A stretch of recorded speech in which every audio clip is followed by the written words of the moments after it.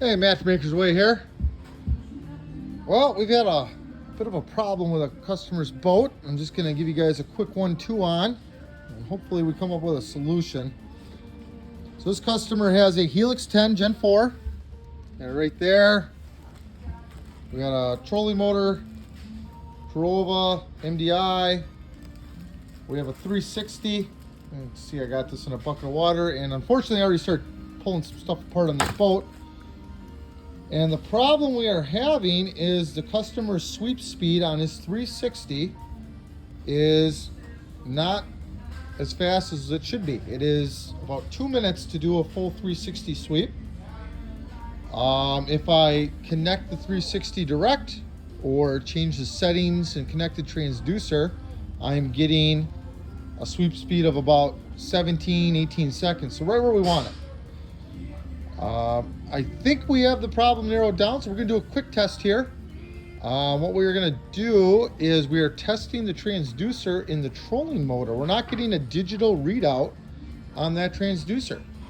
And in this process, I have added an external MEGA down imaging transducer, and that is giving us the proper sweep speed when tested. So we're eliminating this down to the trolling motor transducer. So we're gonna do some swapping of parts. I'll show you what we change and see if we can get this problem resolved.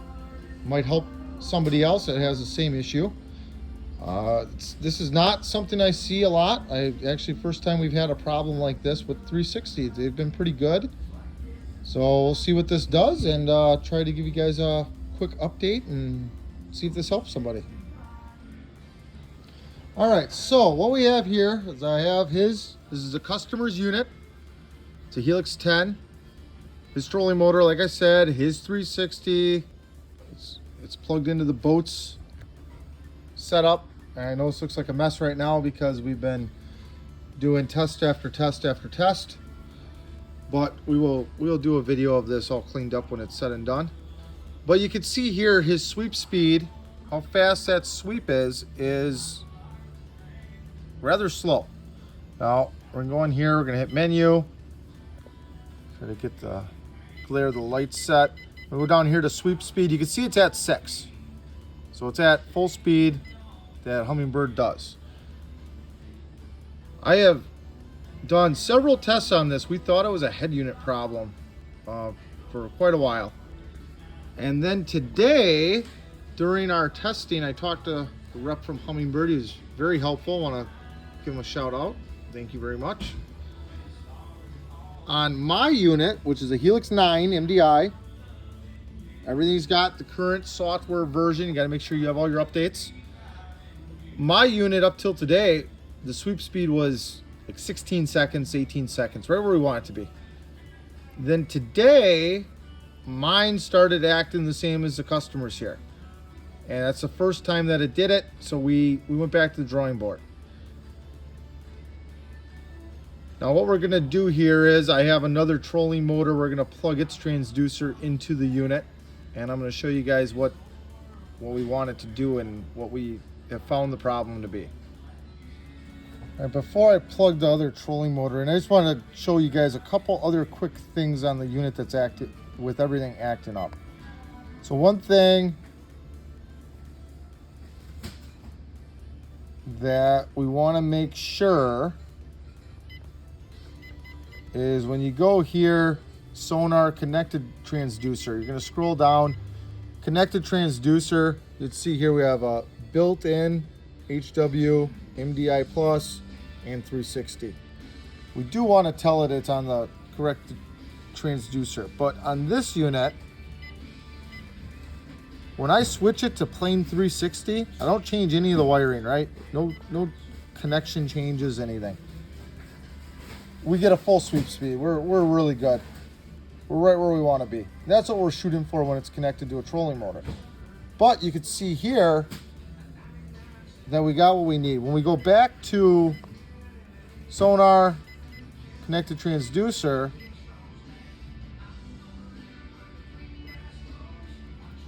and we're at the built-in one, like it should be.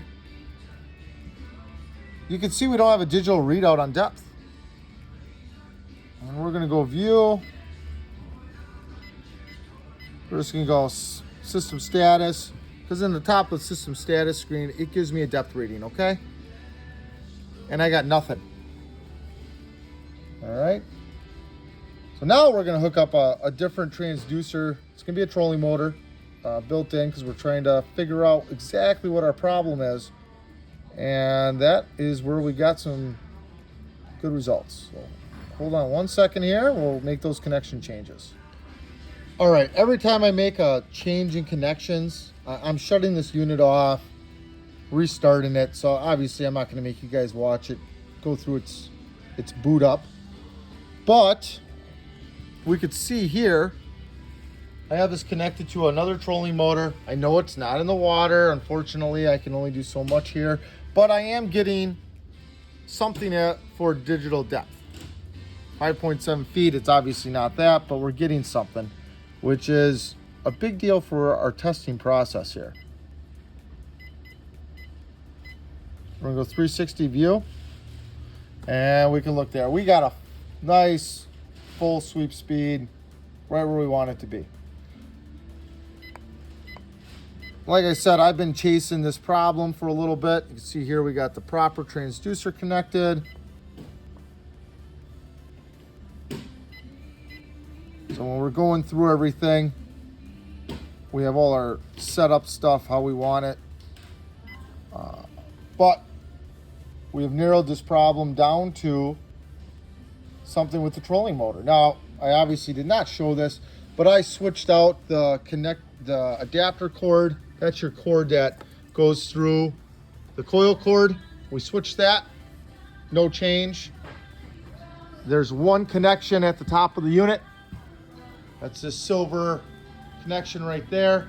That's the transducer cord that goes down the shaft, so that's its connection point. That's where we changed the adapter cord. We already tried it just for testing purposes with no change. So we have narrowed this down to a transducer problem in the trolling motor. That is causing our problem with the 360. So if you're having a 360 sweep speed, you got to go through and test everything. You could have a bad adapter cord. You could have a bad Y cable. We want to avoid, you can see here, again, my apologies on the mess on the boat right now, but we have his coil, all his cords are nicely circled. There's no sharp bends. We want to avoid sharp bends with these. The wires can break. We want to avoid sharp zip ties. Even this one's a little tighter than what I like to see, but like I said, we have already eliminated the fact that that cord is not the problem. It is the transducer in the lower unit. So we're gonna replace that, retest, and see where we're at. Should be good to go, especially since we had another trolling motor plugged into it. So hopefully this helps somebody. If anybody else is having problems with 360, it's just another piece to test. In my process, I even used a Helix Y cable instead of the Solix. I put an external Mega down imaging transducer to it just to see if that changed things. It did. So that's an important test that we're able to do in the shop.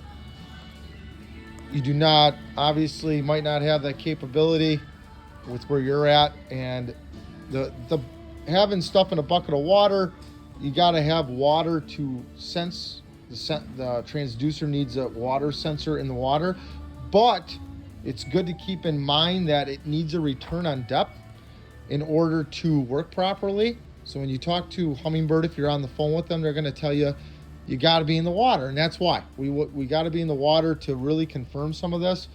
I'm obviously doing this in a shop. I'm trying to just get some positive results. We were getting the customer was getting the same results in the water, so we're using that as a base, and just trying to eliminate the trips to the lake here. At least that way, we're not just going to the lake for no reason. And depending where you're at, Wisconsin, we already have ice on the water, so that's kind of narrows our options. Thanks for watching. Don't forget to